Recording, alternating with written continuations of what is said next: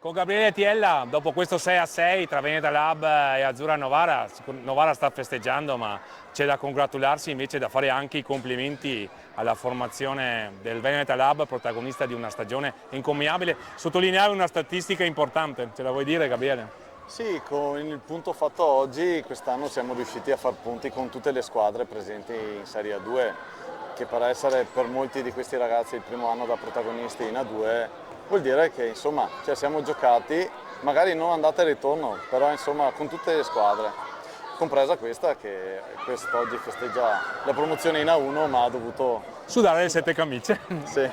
A un certo punto in pista c'erano giocatori che faranno la finale di Under 19, tutti e tre in contemporanea, li vogliamo ricordare. Non ho fatto... Te lo dico io, ok. Antonio Tagliapietra, Cristian Costenaro e Davide Graziano, tutti e tre insieme in pista a lottare contro una squadra che si giocava all'obiettivo massimo. Bene. E anche questo è importante, no? Sottolinea la crescita di questi ragazzi e probabilmente la scelta azzeccatissima della società di fare partecipare questi giovani nella 2. Sì, quando vedi che comunque ti salvi con molto anticipo, che riesci a far punti con tutte le squadre del campionato di A2, vuol dire che insomma questi ragazzi meritano la categoria e meritano il percorso che stanno facendo, insomma, assolutamente. Un Cristian Costenaro neomaggiorenne che ha onorato sicuramente la maggiore età con una prestazione strepitosa, la doppietta, Caparbio ha sostituito Tommaso Volpe assente per motivi di studio.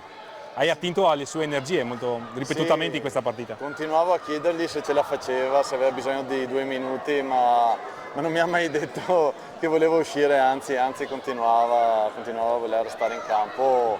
E io mi sono tanto fidato anche delle sue sensazioni, insomma, un allenatore deve fare anche delle scelte sicuramente tecniche ma anche di cuore, in questo caso mi sono fidato tanto di Cristian e ho cercato di tenerlo in campo il più possibile, insomma. I bilanci per la 2 c'è il momento di farli, anche se in realtà c'è l'ultimo confronto di Sandrigo. I bilanci tuoi no, perché hai qualche impegno di qui a un mese. Certo.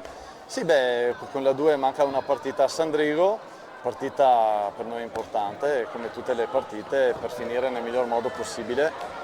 E andiamo a Sandrigo a giocarcela, anzi a cercare di vincerla, insomma, anche se siamo salvi. Bisogna onorare il campionato. Assolutamente sì, anche perché questi ragazzi, continuo a dirlo dalla prima giornata, loro devono aver fame, ogni volta che entrano in campo devono voler vincere, che ci sia Pedro Gil, che ci sia l'ultimo, insomma, voglio dire, tutti con la stessa voglia e volontà, quindi l'ultima partita ce la giochiamo. Pedro Gil non faranno tempo a giocarci contro perché si ritira, certo. Ma se continuano così questi ragazzi sfideranno i grandi protagonisti dell'hockey pista italiano e magari internazionale. E questo è l'augurio che formuliamo ovviamente. Certo, se abbiamo fatto questa A2 per farli crescere, per quell'obiettivo di arrivare alla massima cada serie.